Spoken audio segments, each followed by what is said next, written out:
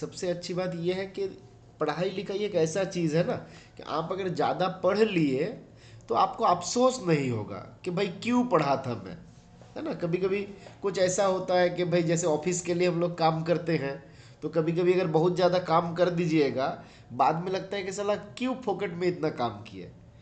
पर आपका पढ़ाई लिखाई ऐसा चीज़ है जहाँ पे आप अपना नॉलेज को एनहांस कर रहे हैं, तो चाहे आप कितना ज़्यादा आप नॉलेज गेन कर लो, कभी उसके लिए आपको अफसोस नहीं होगा।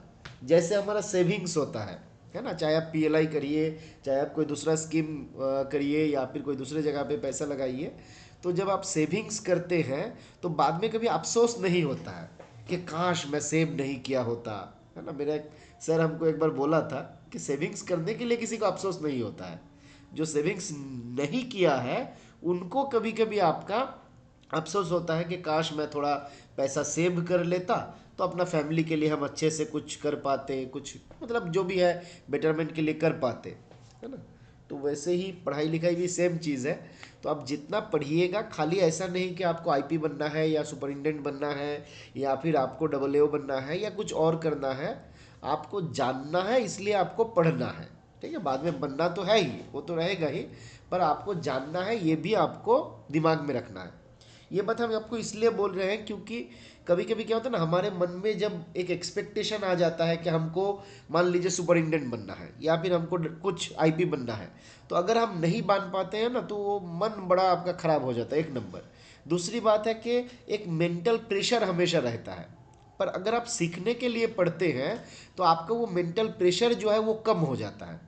ठीक है, जब भी कोई मान लीजिए डिफिकल्ट सा टॉपिक है, आप अगर उसको मान लीजिए खाली एग्जाम क्रैक करने के लिए पढ़िएगा, तो आपको पढ़ के वो मज़ा नहीं आता है, समझ में नहीं आता है कभी कभी।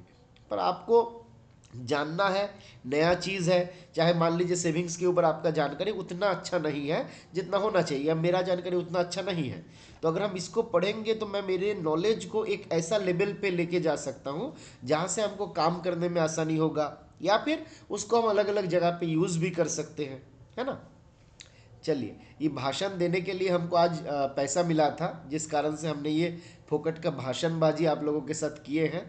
तो एक्चुअली ये पेड प्रमोशन था। ठीक है, कुछ कुछ लोग हमको बोल रहा था कि सर थोड़ा पेड प्रमोशन करना है, तो हम सोचे हैं कि फ्यूचर में ये सारा काम करेंगे, इसीलिए हम ये फालतू सब बातें जो है आप लोगों को सुना रहे थे। चलिए, अभी हम लोग ये फालतू बातें छोड़ते हैं और हम लोग अपना पढ़ाई लिखाई के फोकस करते हैं। शुरू किया जाए, एक बार कंफर्म करिए। देवी और सजनों, या फिर सजनों और सजनों, आज तो कोई देवियाँ नज़र नहीं आ रही है, तो खाली सारा सब सजना ही है ना। तो क्या हम लोग शुरू करें? फटाफट से बताइए। आप लोग जवाब नहीं दीजिएगा ना तो हम फोकट का टाइम पास करेंगे, आप जानते नहीं हमको, हमसे ज़्यादा फोकट का टाइम पास कोई नहीं कर सकता दुनिया में।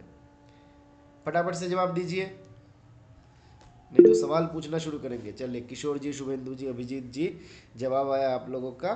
तो हम लोग आगे बढ़ते हैं और देखते हैं कि और क्या क्या बातें जो है यहाँ पे बताया गया। चलिए, एक बार एक काम कर लेता हूँ, मैं थोड़ा सा सीबीएस मैनुअल को भी खोल लेता हूँ। चलिए, तो हम लोग शुरू करते हैं। ठीक है, आवाज़ क्लियर है, ऑडियो क्लियर है?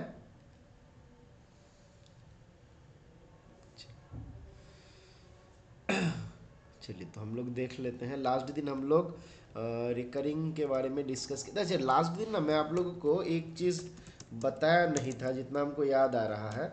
रिकरिंग हम लोग डिस्कस किए थे, जहाँ पे हम लोग एडवांस के बारे में डिस्कस किए, पर क्या हम लोग डिफ़ॉल्ट फ़ी के बारे में भी डिस्कस किए थे?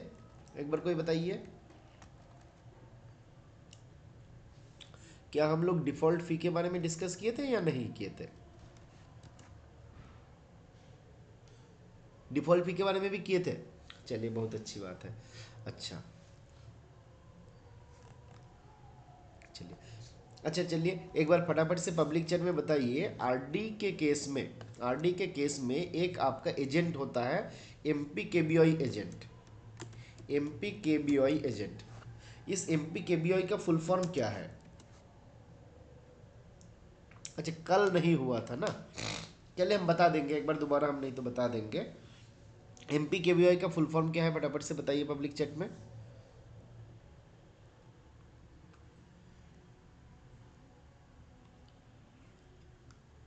MPKBY का फुल फॉर्म क्या है? महिला प्रधान क्षेत्रीय बचत योजना। वेरी गुड अभिजीत जी। MPKBY होता है महिला प्रधान क्षेत्रीय बचत योजना। और एक प्रकार का एजेंट होता है जिसको हम लोग बोलते हैं SAS एजेंट। इसका फुल फॉर्म क्या होता है? Standardised agency system. MPKBY के केस में कितना आपका आपका इन लोगों को कमीशन मिलता है? तो 4% कमीशन मिलता है। और SAS के केस में हमको कितना कमीशन मिलता है? तो 0.5% आपका कमीशन मिलता है ना? ये हम लोग जानते हैं। चलिए, अब एक चीज़ मैं आप लोगों को जो कल बताना भूल गया था वो था कि आरडी का डिफ़ॉल्ट फ़ी जो है उसको कैसे कैलकुलेट करना होता है। अब मान लीजिए आप लोगों को एक कैलकुलेट करने बताना है, ठीक है? एक 500 रुपीज़ का एक आरडी है, जिसका डिनोमिनेशन क्या है? जिसका डिनोमिनेशन है ₹500, ठीक है? अब इस आरडी अकाउंट में हमको 1 करेंट मंथ, एक आपका करेंट मंथ और 4 आपका जो है डिफ़ॉल्ट मंथ, 4 आपका डिफ़ॉल्ट मंथ जो है, डिफ़ॉल्ट मंथ मतलब डिफ़ॉल्ट आरडी मंथ है ना, जितना आपका एक करेंट मंथ है और 4 आपका डिफ़ॉल्ट मंथ है, इसका पैसा आपको जमा करना है। तो बताइए डिफ़ॉल्ट फ़ी कितना होगा? डिफ़ॉल्ट फ़ी कितना कैलकुलेट करना है बताइए? 0.50, 50। अच्छा, क्या सवाल का जवाब हमको समझ में नहीं आ रहा है? बस 50 पैसा ही फीस होगा? बहुत अच्छी बात है, अच्छे आदमी हैं आप लोग। किसी ने बोला 4। अच्छा, डिफ़ॉल्ट फाइन पूछा हूँ मैं अभिजीत जी, 750 रुपये डिफ़ॉल्ट हो जाएगा? ये भी ज़्यादा लग रहा है। 50 रुपया बता रहा है किशोर जी, इंद्रजीत जी। अभिजीत बोले कि 750 है, किशोर बोला 50। चलिए एक बार मिला लेते हैं हम लोग। कैसे कैलकुलेट करना है? तो आपको इसको ऐसे याद रखिए कि जब भी हमको डिफ़ॉल्ट फ़ी कैलकुलेशन के लिए बोलेगा, हम पहले मान लेंगे ₹100 डिनोमिनेशन का आरडी है, ठीक है? और ₹100 डिनोमिनेशन के आरडी के लिए हम डिफ़ॉल्ट फाइन कैलकुलेट करेंगे। अब आपको पहले यहाँ पे देखना है total how many default defaulted months are there, है ना? टोटल कितना आपका डिफॉल्टेड मंथ है? यहाँ पे नंबर ऑफ डिफॉल्टेड मंथ कितना है? Number of defaulted month is equal to है 4। तो आपको 4 अगर डिफॉल्टेड मंथ है, नंबर ऑफ डिफॉल्टेड मंथ, तो 1 + 2 + 3 + 4, जितना डिफॉल्टेड मंथ है एक से लेके वहां तक आप ऐड करते जाइए, ठीक है? जितना डिफॉल्टेड मंथ है एक से लेके वहां तक ऐड करते जाइए। तो कितना हो गया टोटल? अगर हम इसको ऐड कर देंगे, 4 + 3 हुआ 7, 7 + 3 हुआ 10। मतलब क्या हुआ? If the denomination is ₹100, default fine will be ₹10। अगर मेरा 100 रुपए का आरडी होता तो मेरा डिफॉल्ट फाइन होता ₹10। पर मेरा आरडी कितना है? आरडी मेरा कितने का है बताइए? आरडी है मेरा कितने का? 500 रुपीज़ का। तो डिफॉल्ट फाइन भी इसका 5 गुना हो जाएगा। तो 10 × 5 = ₹50। तो ₹50 will be the default fine. Clear है? कैलकुलेशन क्लियर है? किसी को कोई दिक्कत नहीं है ना? एकदम इजी कैलकुलेशन है। अब बताइए, आप अगर ये समझ गए हैं तो आप हमको कैलकुलेट करके बताइए, एक आरडी है जिसका वैल्यू है 1500 का, ठीक है? और इसमें एक करेंट मंथ और 5 डिफॉल्टेड मंथ का पैसा जमा करना है। What will be the amount of default fee? Default fee का अमाउंट क्या होगा? कैलकुलेट करिए। 1500 का आरडी है, डिनोमिनेशन आपका एक करेंट मंथ है और 5 आपका डिफॉल्टेड मंथ है। तो कैलकुलेट करके बताइए फटाफट से कि कितना होगा मेरा डिफॉल्ट फी। चलिए Abhijit, can not be deposited. चलिए, कुंडू ने बोला, दिब्बो दूती कुंडू, हाँ अपने बोले कि आपका डिपॉजिट नहीं हो पाएगा। चलिए बाकी लोग बताइए। 4 + 1 नहीं है, इसको याद रखना है। आप मैक्सिमम 5 डिफॉल्ट तक ले सकते हैं, मैक्सिमम 5 डिफॉल्ट तक जा सकता है। डिफॉल्ट अगर 6 हो जाएगा तो और आपका डिपॉजिट नहीं होगा, ठीक है? 5 डिफॉल्ट तक आप जा सकते हैं। अगर डिफॉल्ट 6 हो जाएगा, मान लीजिए यहाँ पे आपका सारा जो था, यहाँ पे जो आपका सारा था, ये 6 ही आपका डिफॉल्ट मंथ होता, तो ये आपका डिपॉजिट नहीं होता। पर 5 डिफॉल्ट मंथ और साथ में एक आपका करंट मंथ, एक करंट मंथ, इसको हम डिपॉजिट कर सकते हैं। हम लोग कल के क्लास में देखे थे कि fourth onward, fourth from fourth default हमको 2 महीने का टाइम दिया जाता है ना, 2 मंथ्स टाइम आर देयर, है ना। हमारा जो फोर्थ डिफॉल्ट होता है वहां से 2 महीने का टाइम रहता है, मतलब फोर्थ डिफॉल्ट और फिफ्थ डिफॉल्ट, ये दोनों का मेरा टाइम रहता है। यहां तक मेरा आरडी खत्म नहीं होगा। बट कंडीशन क्या है? Condition is that you have to make the complete deposit. आपको पूरा जो सारा के सारा पैसा है, सारा पैसा आपको जमा कर देना है। आप ऐसे नहीं बोल सकते हमको 2 महीने का पैसा देना है बाकी का नहीं देना है। बट अगर डिपॉजिट जो है 4 तक है, मतलब 4 तक अगर डिफॉल्ट है, 4 के भीतर का अगर डिफॉल्ट है, तो आप क्या कर सकते हैं, उसके पहले मान लीजिए 3 महीना हुआ है या फिर 2 महीना हुआ है, तो आप आके क्या कर सकते हैं, आप पूरा पैसा नहीं, आप एक बार में 2 महीने का भी पैसा दे सकते हैं, 3 महीने का भी पैसा दे सकते हैं। बट फोर्थ डिफॉल्ट जब हो गया, द अकाउंट इज, जब भी डिफॉल्ट 4 से ज्यादा हो जाएगा, 4 तक अगर रहेगा तो ठीक है, कोई इशू नहीं, 4 से ज्यादा हो जाएगा मतलब 5 एटलीस्ट हो जाएगा, तो वो अकाउंट को हम लोग डिसकंटिन्यू ट्रीट करते हैं। और वहां पे with in 2 month from the fourth and fifth, आपको मतलब सॉरी मैंने 2 महीने के भीतर, आपका फिफ्थ और सिक्स के भीतर आपका क्या करना रहेगा, उस अकाउंट को आपका रिवाइव कर लेना होता है पूरा पैसा देके, अदरवाइज वो फर्दर आपका ऑपरेशनल नहीं रहेगा। तो यहाँ पे ये ऑप्शन जो है हम लोग कर सकते हैं, ऐसा नहीं हम इसको नहीं कर पाएंगे, इसको बिल्कुल किया जा सकता है। अब कैलकुलेशन करते हैं हम लोग फिर से यहाँ पे ट्रीट करेंगे 100 रुपीज का आरडी। कितना डिफॉल्ट है मेरा, 5 डिफॉल्टेड मंथ है, 5 डिफॉल्टेड मंथ, तो हम ऐड करेंगे कहां से, 1 plus 2 plus 3 plus 4 plus 5, clear है, कितना हो गया 15, है ना। 1 से लेके 5 तक हम ऐड करते गए, टोटल आ गया मेरा 15। अब मेरा 100 का आरडी होता तो डिफॉल्ट होता 15। अब बात है 1500 का आरडी होगा तो डिफॉल्ट कितना होगा, 15 × 15 इज इक्वल टू 225। क्लियर है, क्लियर है यहां तक, इसके भीतर कोई आपत्ति नहीं होना चाहिए, ये हमारा इजी सा हो गया कैलकुलेशन, ठीक है। चलिए तो हम लोग इसको खत्म करते हैं, ये वाला पोर्शन हम लोग देखे हुए थे। इसके अलावा एक पोर्शन हमारा यहाँ पे अभी तक हम लोग डिस्कस नहीं किए हैं। कोई बताइए कौन सा पोर्शन जो रिकरिंग के भीतर आता है पर हम लोग उसको डिस्कस नहीं किए हैं,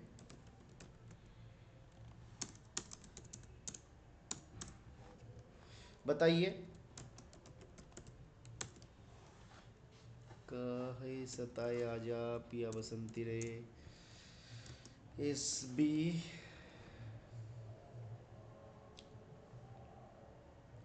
एक्सटेंशन के बारे में हम लोग हालांकि ज़्यादा डिटेल्स में उसका डिस्कशन नहीं हुआ, बट एक्सटेंशन के केस में क्या होता है, आरडी का बताइए कितने बार आपका एक्सटेंशन हो सकता है, फटाफट से बताइए।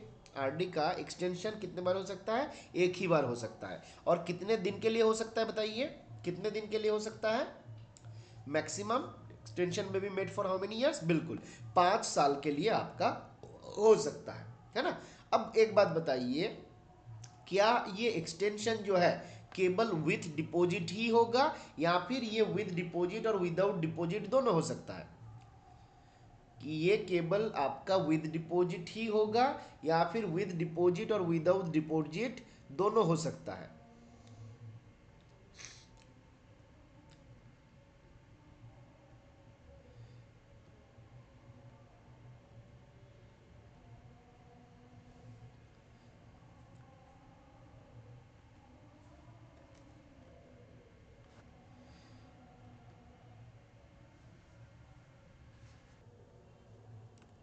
एक टीडी अकाउंट जो है 3 बार, किसने बताया, 3 बार नहीं है प्रवीण जी, 3 बार नहीं है, याद रखना है। एक आपका टीडी अकाउंट जो होता है वो मैक्सिमम आप 2 बार एक्सटेंड कर सकते हैं, ठीक है, याद रखना है।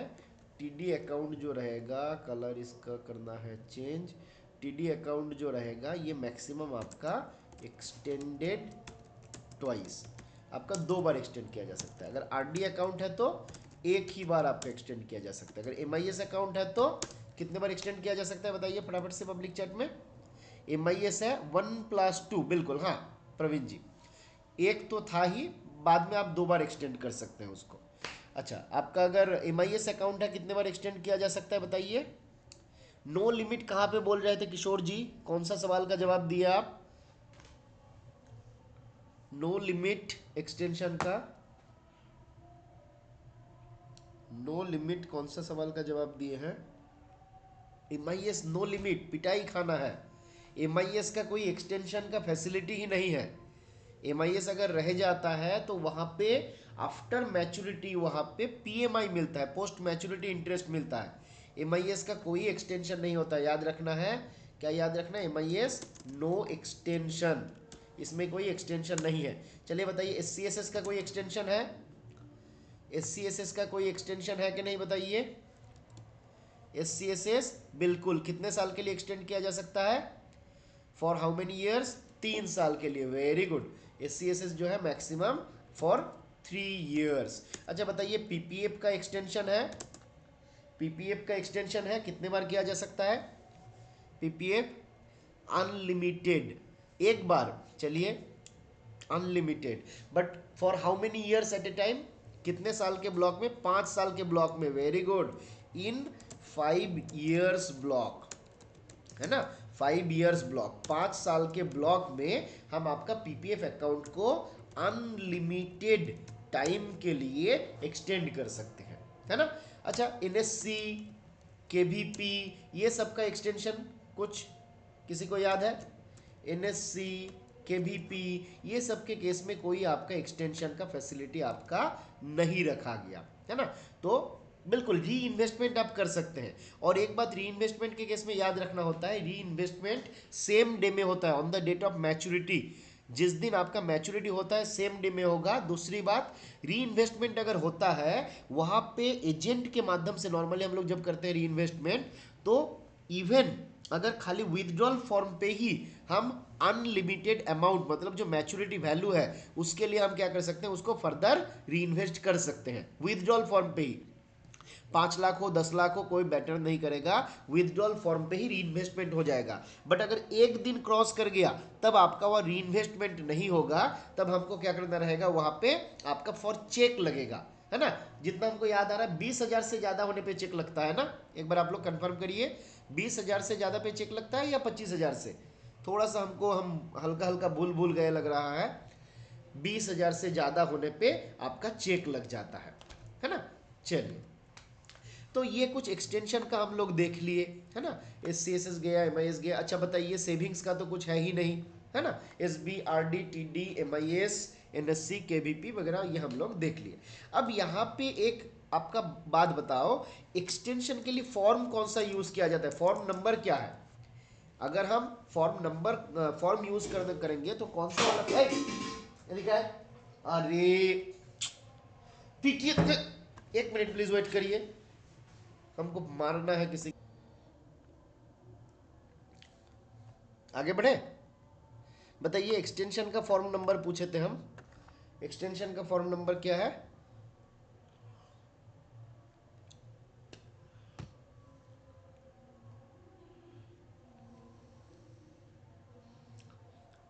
नहीं पता, चलिए बाकी लोग बताइए, बाकी लोग बताइए,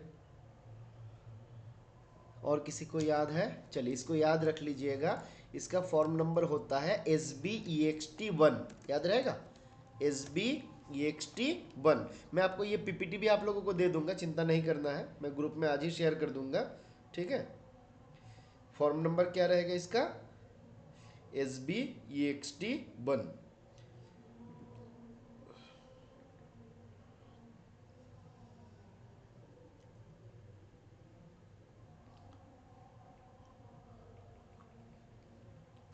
चलिए, अच्छा बताइए कोई हमको, डुप्लीकेट पासबुक का फॉर्म नंबर क्या होता है। बिल्कुल SBEXT1। डुप्लीकेट पासबुक का फॉर्म नंबर क्या होता है, हम पहले भी आप लोगों को बताए हुए थे। डुप्लीकेट पासबुक का फॉर्म नंबर क्या होता है,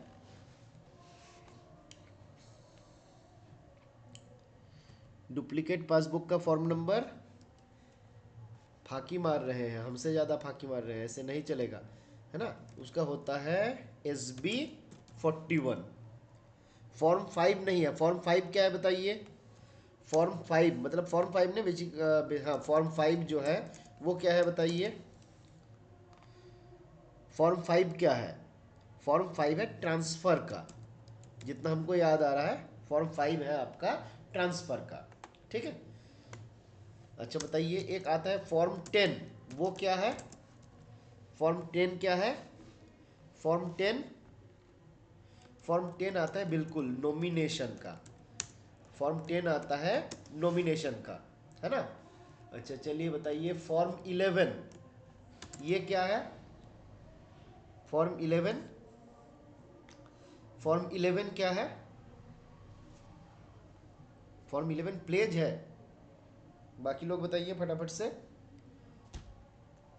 क्लेम केस है, डिसीज्ड क्लेम का एप्लीकेशन। डिसीज्ड क्लेम का एप्लीकेशन होता है फॉर्म 11, है ना। फॉर्म 12 क्या होता है? फॉर्म 12 हम लोग कुछ दिन पहले ही लास्ट क्लास में देखे हुए थे। फॉर्म 12 क्या होता है?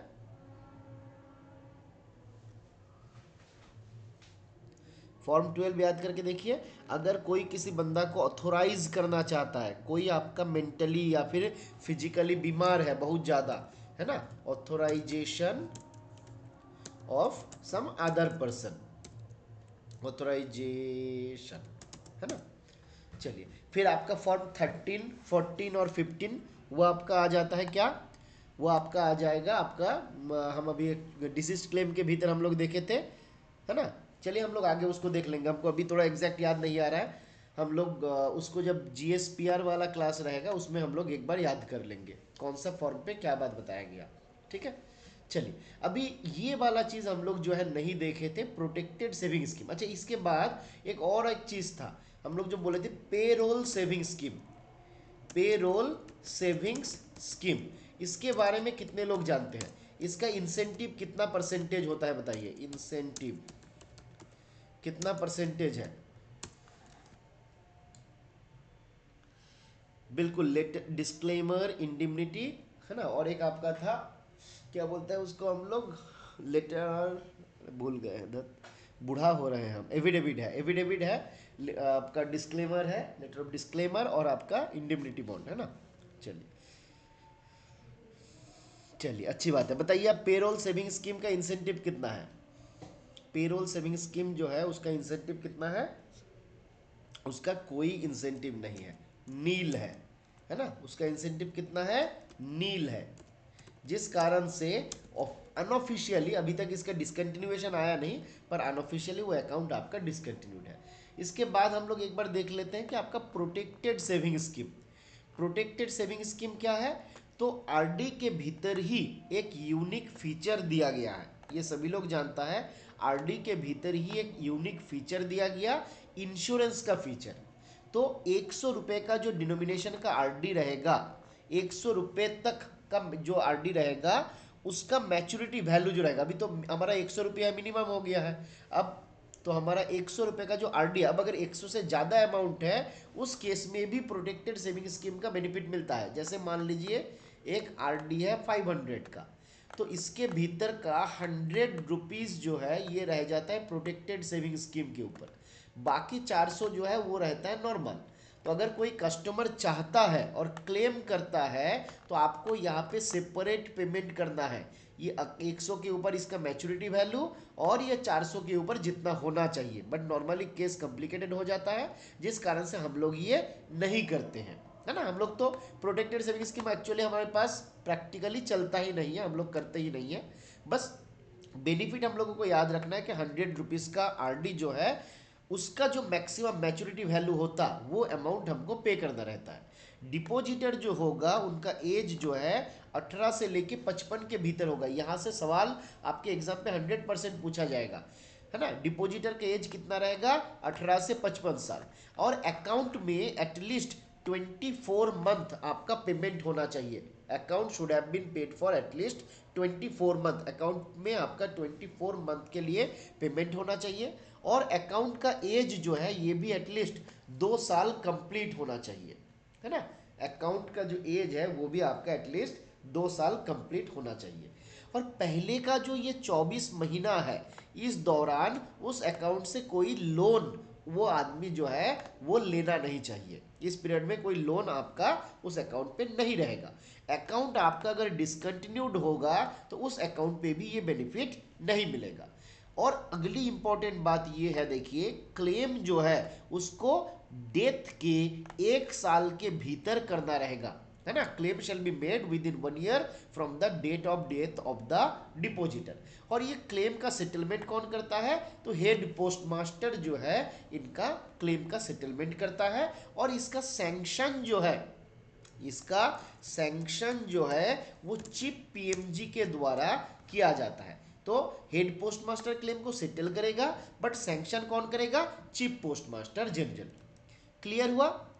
बहुत अच्छा एक चीज है, और सवाल भी पूछा जा सकता है एग्जाम पे, है ना। क्लियर हुआ ना ये वाला। तो हम लोग यहाँ तक सेविंग्स का देख रहे थे, कुछ कुछ चीज़ देख रहे हूँ मैं। आपका अगर कुछ छूटा हुआ है हम आपको और भी वो बता देंगे। अच्छा, एक आपका टर्म आता है आईबीबी। आईबीबी का फुल फॉर्म क्या है, कौन बताएगा। आईबीबी क्या होता है, आईबीबी क्या होता है, कौन बताएगा फटाफट से। Interest bearing balance, very good. IBB होता है इंटरेस्ट बियरिंग बैलेंस, जिसके आधार पे हम लोग इंटरेस्ट पे करते हैं। अब हमको बताइए सेविंग्स के केस में ये आईबीबी का पीरियड क्या लिया जाता है। आईबीबी का पीरियड क्या लिया जाता है, आईबीबी इज द मिनिमम, है ना। आईबीबी इज द, अगर हम बोले सेविंग्स के केस में, lowest closing balance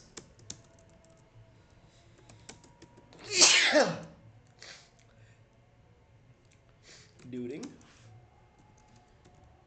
10th to last day of the month, है ना। तो सेविंग्स के केस में 10 से लेके महीने का जो आखिरी दिन है, इसके भीतर जो लोएस्ट क्लोजिंग बैलेंस है। लोएस्ट क्लोजिंग बैलेंस मैं क्यों बोल रहा हूं, कि मान लीजिए कि 15 तारीख को मेरे खाते पे 15,000 था। अब मैंने क्या किया, उस अकाउंट से आपका 10,000 विदड्रॉल कर लिया, है ना। हमने क्या किए, विदड्रॉ किए कितना, 10,000। और हमने क्या किए, आपका डिपॉजिट भी कर दिए। कितना डिपॉजिट किए, 5,000। अब मान लीजिए मेरा 15,000 से जब विदड्रॉल हो गया तो मेरा बैलेंस कितना हुआ था, 5,000। अब मैंने डिपॉजिट किया कितना, 5,000, तो मेरा बैलेंस अब कितना हो गया, 10,000। अब यहाँ पे मेरा लोएस्ट क्लोजिंग बैलेंस, देखिए आपका बैलेंस, लोएस्ट बैलेंस अगर पूछेंगे तो लोएस्ट बैलेंस कितना था, लोएस्ट बैलेंस था 5,000। बट लोएस्ट क्लोजिंग बैलेंस क्या है, लोएस्ट क्लोजिंग बैलेंस इज आपका यहाँ पे 10, मैंने एक्चुअली क्लोजिंग बैलेंस बेसिकली, और भी 2-4 दिन देते तो आपको लोएस्ट क्लोजिंग बैलेंस समझ में आता, पर यहाँ पे ये मेरा क्लोजिंग बैलेंस हो गया 10,000। तो यहाँ पे जब हम कैलकुलेट करेंगे तो ये 5,000 को हम नहीं लेंगे, हम 10,000 को ट्रीट करेंगे। तो यही बात मैं बताने का आपको कोशिश कर रहा हूँ कि लोएस्ट क्लोजिंग बैलेंस को आपको ध्यान रखना रहेगा, ठीक है। अच्छा, यही अगर सेविंग्स के बदले आपका एसएसए हो जाता या पीपीएफ हो जाता, तो एसएसए और पीपीएफ के केस में ये पीरियड क्या हो जाता है, बिल्कुल 5 से लेके लास्ट ऑफ द मंथ, ठीक है। एसएसए और पीपीएफ के लिए 5 से लेके महीने का जो आखिरी दिन रहेगा वो आपका हो जाएगा। क्लियर है। अब आगे बढ़ते हैं हम लोग, चलिए। तो ये हम लोग देख लिए, आईबीबी का कैलकुलेशन भी आप लोग कर लीजिएगा और बताने का आवश्यकता नहीं है। आरडी हमने देख लिया, डिफॉल्ट वगैरह देख लिया, विथड्रॉल देख लिया, प्रीमेच्योर एक्सटेंशन हो गया। अब हम लोग आते हैं हमारे टीडी अकाउंट के भीतर, ठीक है। तो टीडी अकाउंट को चले हम लोग यहाँ से ही देख लेते हैं। यहाँ पे हम लोग थोड़ा सा डिटेल्स में आपका दिया हुआ है। बेसिकली 4 प्रकार का टीडी अकाउंट होता है, आप सभी लोग जानते हैं। 1 साल का टीडी, 2 साल का टीडी, 3 साल का टीडी और 5 साल का टीडी। और 5 साल का टीडी जो होता है ये आपका IT exemption, income tax exemption के लिए एलिजिबल रहता है। Under which section, under section 80C of income tax act 1961। अब आता है हमारा ये अकाउंट कौन कौन खोल सकता है। तो ये सिंगल भी हो सकता है, 2 और 3 एडल्ट मिलके भी हो सकता है। अब यहाँ से आप हमको एक सवाल का जवाब दीजिए, सेविंग्स खाता जो है मैक्सिमम कितने पर्सन मिलके एक साथ खोल सकता है? सेविंग्स खाता जो है मैक्सिमम कितने पर्सन मिलके एक साथ खोल सकता है? किशोर ने बताया, बाकी लोग जवाब दीजिए फटाफट से। कुंडू ने बताया, अभिजीत बताया, और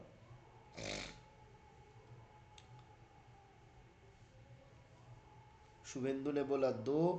तो आंसर शुभेंदु याद रख लीजिए कि पहले ये 3 था, बीच में ये 3 से 2 हुआ, फिर चेंज होके 3 हुआ।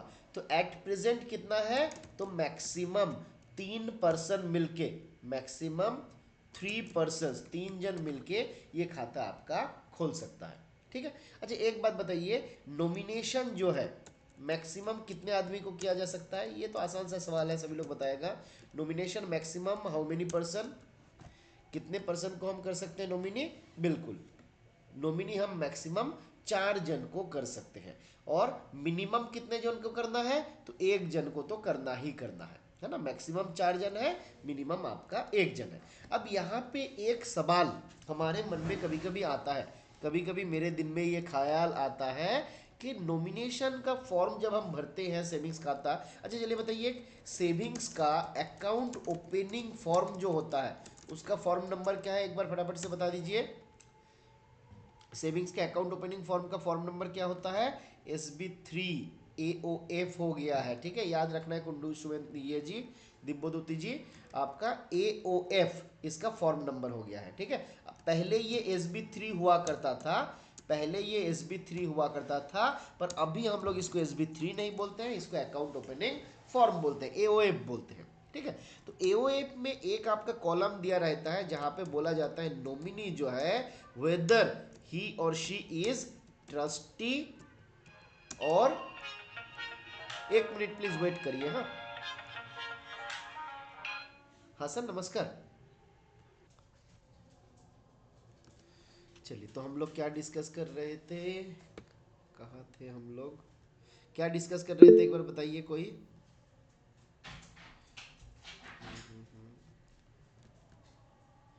यहाँ पे 5 years TD इसमें तो कुछ नहीं ना, उसके साथ कुछ और हम लोग शुरू किए थे शायद, जितना हमको याद आ रहा है। नॉमिनी, हाँ हाँ, चलिए। तो आप आपका एक आता है, आप एक बात बताइए, अभी सवाल मेरा एक है, अगर हम चाहते हैं कि किसी एक ट्रस्ट को, जैसे मान लीजिए भारत सेवाश्रम, सेवाश्रम, स्पेलिंग मिस्टेक होगा तो प्लीज़ माइंड मत करना, सेवाश्रम संघ, ठीक है। अब भारत सेवाश्रम संघ है, ये एक मान लीजिए ट्रस्ट है, मैं चाहता हूँ ये ट्रस्ट को मैं नॉमिनी बनाऊंगा, whether it is possible or not, allowed or not, ये आपका अलाउड है या नहीं है? चलिए, अभिजीत ने बोला यस, इंद्रजीत बोला यस, कुंडुगू जी ने बोला यस, बाकी लोग, किशोर बोले यस। तो बात क्यों है, क्यों यस है? क्योंकि नॉमिनी जो है आपका 2 प्रकार हो सकता है, एक होता है ट्रस्टी और एक होता है ओनर, है ना। पर एक बात याद रख लीजिए, ये आपका नॉट अलाउड, याद रहेगा, ये आपका नॉट अलाउड है। क्यों नॉट अलाउड है? शत्रुघ्न आपने भी बोला यस है, but it is not allowed. आपको याद रखना है, ट्रस्टी का मतलब, trustee is not a trust, trustee का मतलब ये ट्रस्ट नहीं है। ट्रस्टी का मतलब someone whom you trust that he will pay the amount to your legal heir। Trustee का मतलब क्या है? मैं किसी के ऊपर ट्रस्ट करता हूं, जिसके ऊपर मैं ट्रस्ट कर रहा हूं, क्यों ट्रस्ट कर रहा हूं? कि ये मेरा जो पैसा है, ये एक्चुअल में मेरा जो लीगल हेयर है उसको दे देगा। जैसे आप याद करके देखिए, पुराने जमाने के जब मूवी होता था, है ना, मूवी में क्या होता था, कोई एक वकील है जिसको ट्रस्टी बनाया गया, जिसके पास मान लीजिए सारा पैसा रह गया, और बंदा जो है जब फॉरेन से वापस आता है और वो सारा पैसा उनको दे देता है। तो पैसा तो इनके पास था, but he was not entitled to use that money for his or her behave. वो अपने बिहेव में उसको यूज नहीं कर सकता। क्लियर है? वो अपने बिहेव में उसको यूज नहीं कर सकता। तो याद रखना है, ट्रस्टी का मतलब ट्रस्ट नहीं है।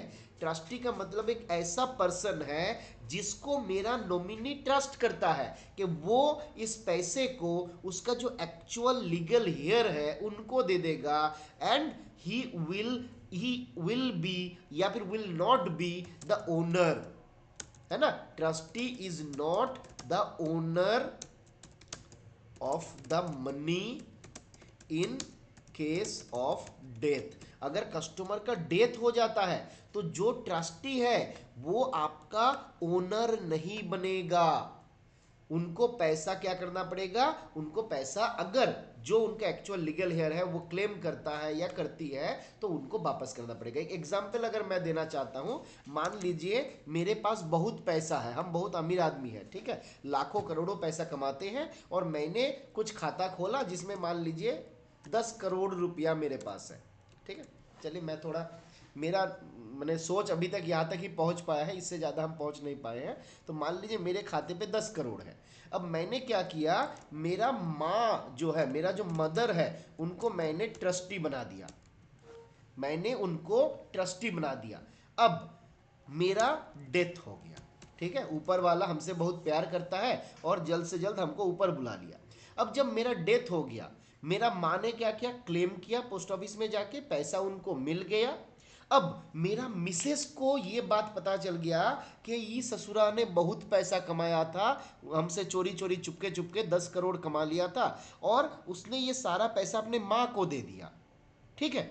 अब मेरा मिसेस क्या करेगी, सीधा जाएगी कोर्ट, और जाके बोलेगी, अरे बुढ़िया पैसा लेना है हमसे, आ तेरे को हम देखते हैं, है ना। और कोर्ट सीधा एक ही बात बोलेगा कि माँ जी आप ट्रस्टी हो, आप ओनर नहीं हो, you are not the owner of that money. तो आपको क्या करना है, ये जो 10 करोड़ है ना, सीधा उनका जो स्पाउस है, उनका जो वाइफ है, उनको दे दो।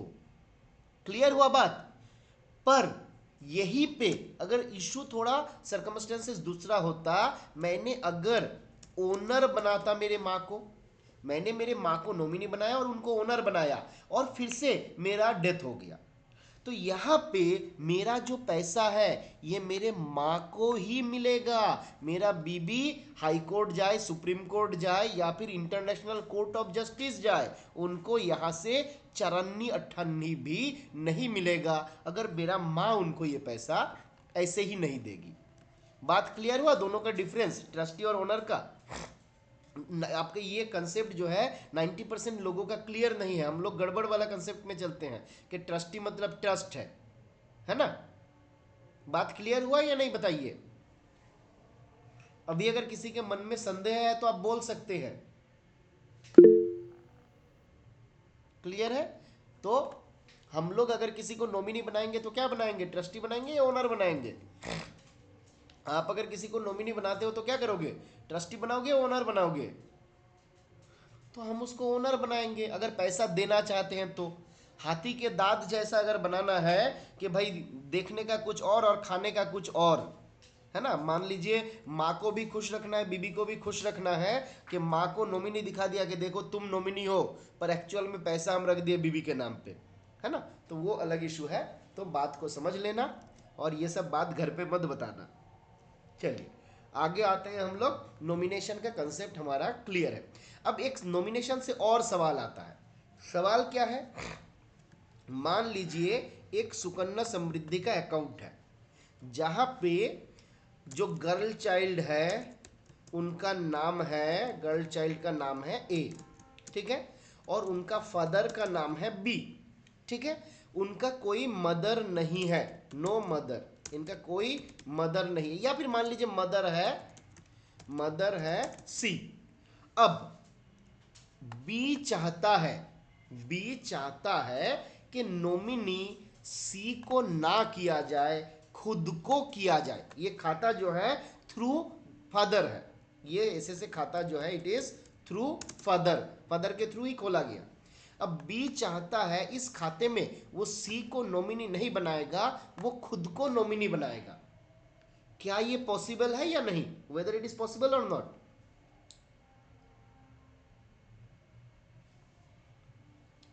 बिल्कुल पॉसिबल है। याद रहेगा, माइनर के खाते में जो गार्जियन रहता है वो किसी भी पर्सन को नॉमिनी बना सकता है, इंक्लूडिंग हिमसेल्फ और हरसेल्फ। ठीक है, तो किसी को भी नॉमिनी कर सकता है और खुद को भी ये अपना नॉमिनी बना सकता है। ठीक है, चलिए आगे बढ़ते हैं हम लोग। तो ये सारा चीज हम लोग देख लिए थे। टीडी, अच्छा आरडी खाता जो होता है, आरडी का कितने अमाउंट के मल्टीपल में होता है? आजकल जो आरडी खाता खोला जाता है वो कितने अमाउंट के मल्टीपल में होता है बताइए? अभी के समय पे हम लोग जो आरडी खाता खोलते हैं कितने के मल्टीपल में, मल्टीपल ऑफ विच? आपसे अगर सवाल पूछा जाए RD account is opened in multiple of which, तो याद रखना है आरडी खाता जो है 10 रुपये के मल्टीपल में होता है। आरडी खाता जो होता है वो आपके 10 रुपये के मल्टीपल में होता है। मिनिमम कितने का होता है बताइए? बिल्कुल, तो आरडी आपका मिनिमम होता है 100 रुपये का और 10 रुपये के मल्टीपल में होता है। अगर टीडी खाता मेरा है तो टीडी खाता जो है ये कितने रुपीस का मिनिमम होता है और कितने के मल्टीपल में होता है? टीडी खाता जो है कितने रुपीस के मल्टीपल में है और कितने का होता है? 1000 है और 100 के मल्टीपल में है। चलिए बाकी लोग बताइए, क्या सही बोला या गलत बोला? सही बोला या गलत बोला? बिल्कुल, टीडी जो होता है देखिए ये होता है 1000 मिनिमम और मल्टीपल ऑफ 100। मैक्सिमम का कोई लिमिट नहीं है ना। खाता जो है डायरेक्ट भी खोला जाता है और खाता जो है एसएस एजेंट के थ्रू भी खोला जा सकता है ना। टीडी का डिफरेंट रेट ऑफ इंटरेस्ट जो है वो आप यहाँ पे देख सकते हैं, हम लोग अलग से भी इसको दे देंगे, इसका कुछ है नहीं। चलिए हम लोग यहाँ से और कुछ, चलिए तो आज हम लोग ना यहाँ तक ही रखेंगे। ठीक है, आज हम लोगों का पढ़ाई लिखाई बहुत कम हो गया। ठीक है, तो कल हम लोग फिर से क्लास रखेंगे, कल हम लोगों का फिर से क्लास रहेगा। और आज मैं देख रहा था आप लोगों में से बहुत लोग थोड़ा लेट ज्वाइन किया था, मतलब 8:45 में मैं टाइम दिया था पर आप लोग ज्वाइन करने में थोड़ा लेट कर दिए थे। तो कल हम लोगों का क्लास का टाइम 8:45 ही रहेगा और एकदम एग्जैक्ट 8:45 में ही स्टार्ट करेंगे, अनलेस मैं आप लोगों को अगर अलग से मैं कुछ आपको नोटिस नहीं दे देता हूँ कि नहीं इतने बजे होगा या जो भी होगा, हम लोग 8:45 में ही स्टार्ट करेंगे। ठीक है, तो आज के लिए हम लोग यहीं पे रखते हैं। ठीक है, कल हम लोग फिर मिलेंगे।